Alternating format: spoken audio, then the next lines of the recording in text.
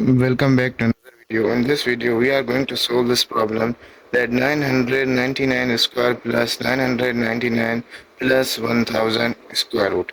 So first of all, here we know that 999 square means 2 times 999. So we write 999 multiply by 999 plus 999 plus 1000 square root. So now here 999, so 999 is common. Then here remaining 999 plus 1 bracket over plus 1000 square root.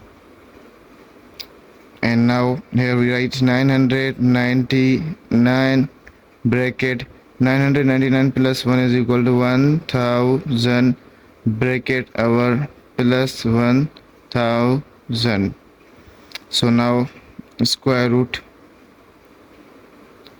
So now 1000 is common here and here, so we take common. 1000 is common. Then here remaining 999 is plus 1000 is common. Here remaining 1 bracket over square root, bracket over square root. So now 1000 multiply by 999 plus 1 is equal to 1000 square root.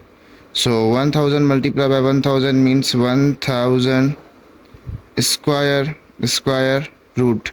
So square root cancel. 1000 is our answer.